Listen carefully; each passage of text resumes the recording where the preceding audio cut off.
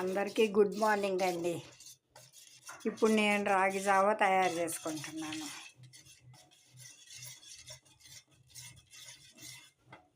కొంచెం నీళ్ళల్లో పిండి కలిపి స్టవ్ మీద పెట్టుకున్నాను.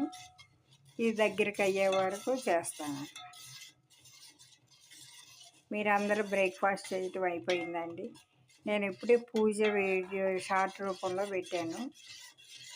సరే ఇక రాగి జావ తాగుదాం అని స్టవ్ మీద పెట్టానండి. మీలో ఎంతమందికి ఇష్టమండి రాగి జావ? ఇష్టం ఉన్నా లేకపోయినా హెల్త్ పరంగా తాగటం మంచిది.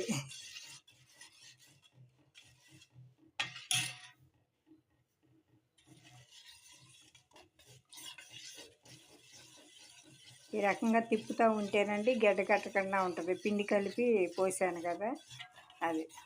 లేదంటే గట్టిగా దగ్గరికి గడ్డలుగా అయినట్టు అది అవుతుంది. అందుకోసం ఇలా తిప్పుతూ ఉంటానండి.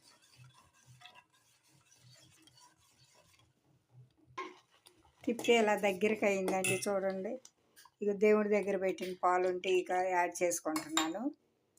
తర్వాత ఈ దేవుడి దగ్గర పెట్టిన పంచదార ఉంటే అది, బెల్లం ఉంటే అది కూడా యాడ్ చేసుకుంటున్నాను ఈరోజు. అది ఈ రకంగా రాగి జావ రెడీ అయిందండి.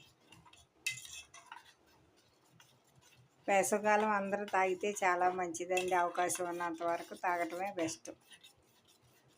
సరే, ఇంకొక వీడియోతో మీ ముందుకు వస్తానండి. బాయ్ అండి.